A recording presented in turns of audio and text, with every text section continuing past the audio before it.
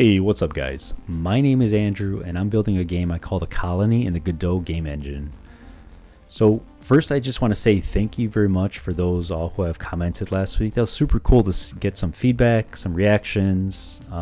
It was like really motivating. I did implement some changes in this iteration this time. Others I still couldn't get around to. I'm still, because I have limited time, so I really work only Monday through Friday in the mornings before I start work, and then after that is basically just it's family time. But if I were to pause now, we could see that, hey, you know what, I did update the font to the Godot basic font. I'm still exploring what are some other fonts I think I'd prefer, but because of this, it opened up a lot of real estate, and that's going to be actually a really good thing because one of the limitations with that 8-bit font, and that, like I said, that wasn't the first time I've heard that, but after hearing it another time, it had me move that up to the priority list. We could see that, it did open up a lot of real estate too. I didn't do that for everything. For example, we could see this kills is still in its 8-bit font, but that's really on the to-do list still. And then let me just let the baddies go ahead and kill me. And we have our protagonist waking up from a capsule. So I thought this was a really awesome idea too, because your player just went through some sort of surgery, that an implant was made. And the idea now is, this capsule is like a speedy recovery system. Rest of the prison is not going to have the capsules. It's just going to be beds. Here's that next scene with the capsules. One is open and then one is broken open. We're not really sure why it's broken open, but we could see that's happened. And then finally, I want to talk about the enemies in terms of the updates that has been made. At the end of this video, I'm also going to do a playthrough without revealing the story, but more so just the gameplay playthrough. So let's go ahead and jump to the enemies.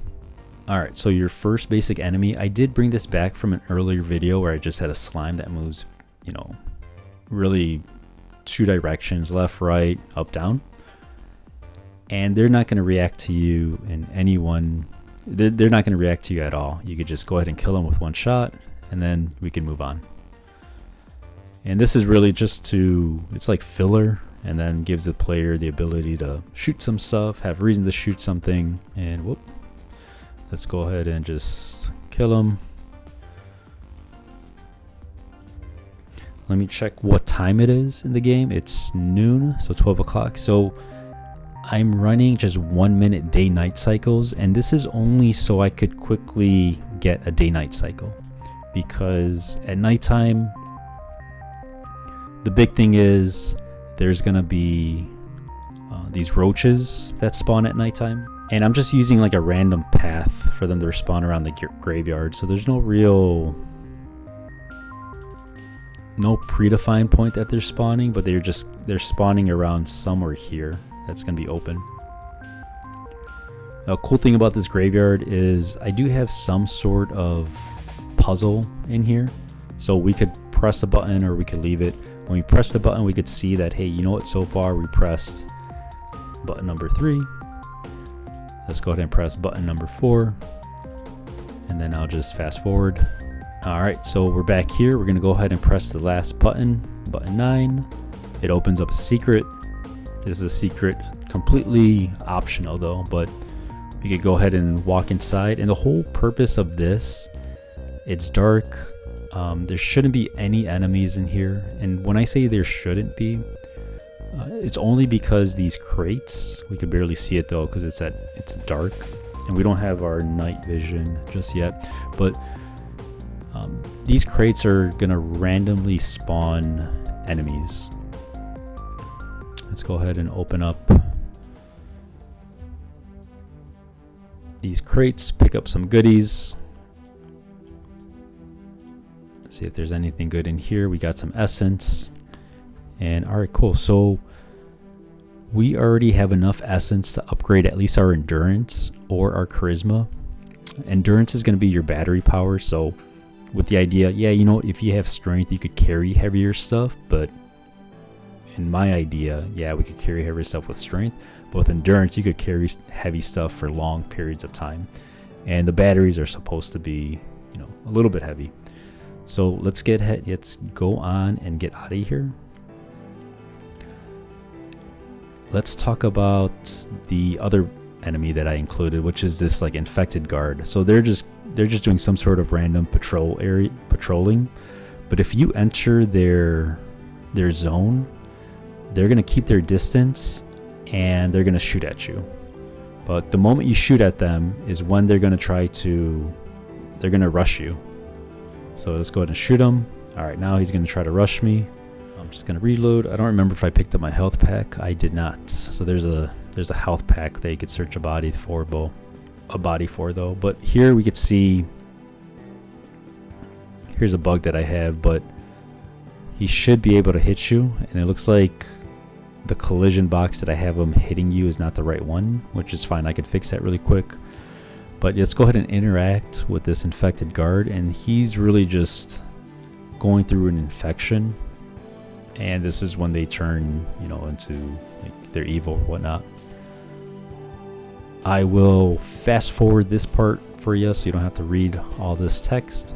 This is going to be one of the dialogue options you have because your intelligence or your charisma is low enough that you're not smart enough to really communicate effectively. But I thought it would be kind of funny as like, you know what, because your intelligence is low or your charisma is low, haven't decided which one though, but you're going to start talking in their language on some things where it makes no sense, but that's just, I thought it would be cool to add.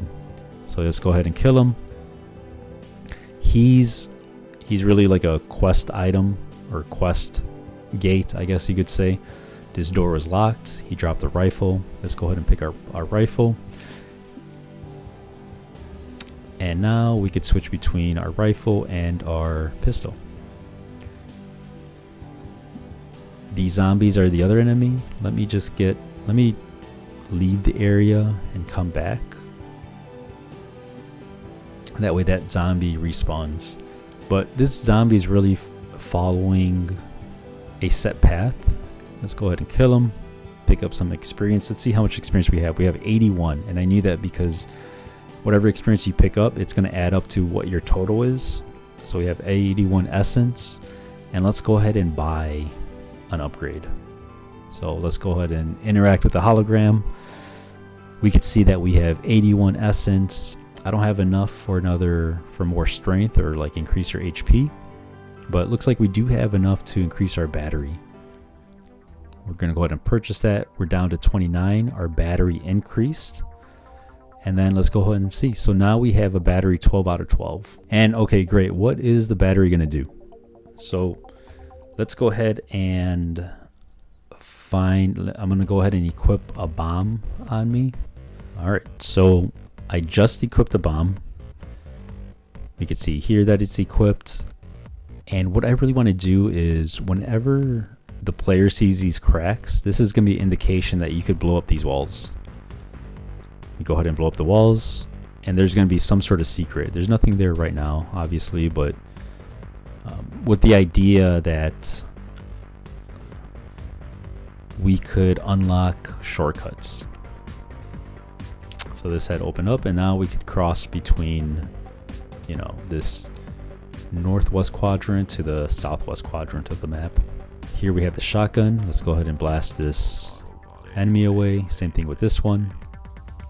But if I drop the bomb, we're going to see that because we have 12, we're going to lose 10 energy, but it's going to quickly refill. So then we could drop more bombs. All right, so let's play this from the beginning to end without revealing much of the story. So this is it's early in development, like pretty early. I don't even have the first level completed with the final boss. It's probably just like halfway through. These options to jump to different levels, that's not going to be present in the final version. This is just for me to jump around.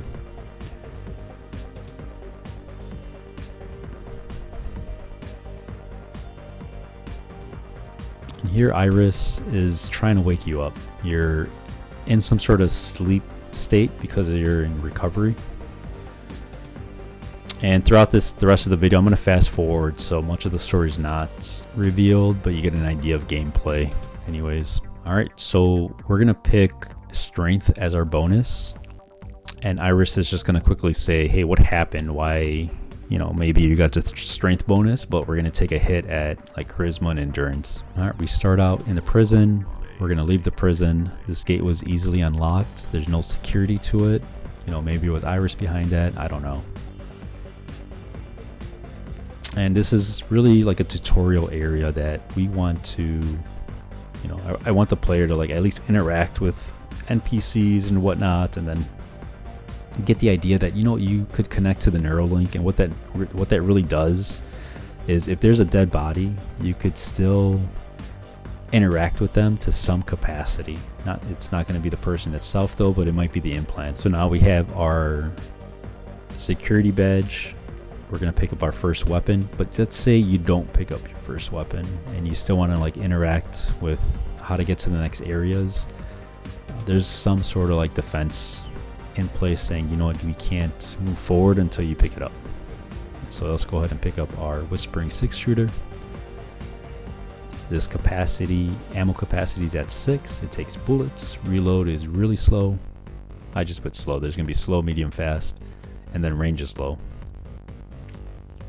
The whole thing, if you kill your first enemy, I think early on, is then it's going to start triggering nighttime spawns. I did that intentionally, so if you want to explore this little area, you could. You don't have to worry about like enemies spawning at any time. Before I had this area, the enemy spawn, I moved it down by the graveyard. That's still gonna be, I'm still thinking about what to do about that still. Let's talk to Aether. This is gonna be the main colony AI. And here we could look up some history. You know, what is a desperate exodus? And it's just stating, you know, when humanity left Earth for whatever the reason is. You know, if we want to learn about more history, we could. You know, that's enough for now. What those controls are. Let's go ahead and look at the quest. Aether told us that, you know what, the password to the cell block is 3459.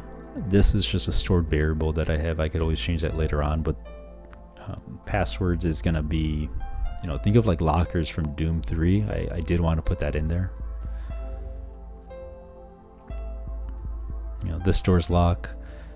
I'm trying to give the impression that to the player, you know, it blinks red, so that means it's locked. But let's go ahead and unlock that first puzzle door. And here we're going to put in that password that Aether shared. Now, if we were to go back and try to re-enter the password, because we already did, Iris is already going to recognize, you know, we put this password, we have this stored, it's encrypted, we don't need to do this again. And this unlocks that door.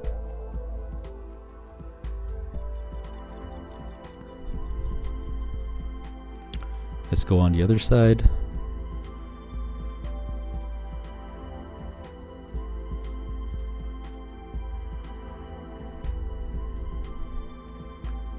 Unlock this chest. Here's another area. You can't really see, but that's where you get your gas mask. We could press the call button and then interact with Brogan, for example. You know, of course, many NPCs you come across, there's some sort of emergency that they're going through, and they expect you to help them. You don't have to, but you know, that's what the expectation is.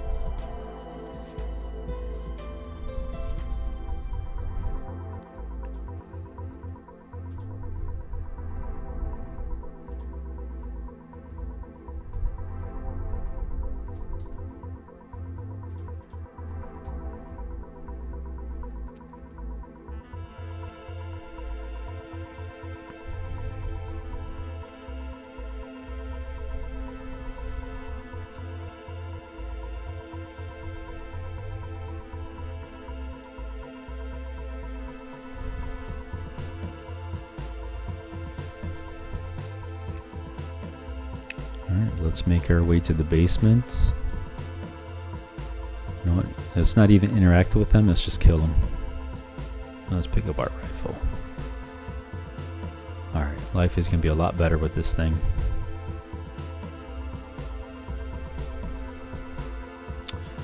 So we have 71 essence.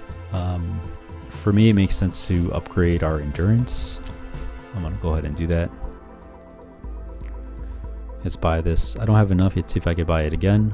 Nope. So we're down to 19 essence. We upgraded endurance.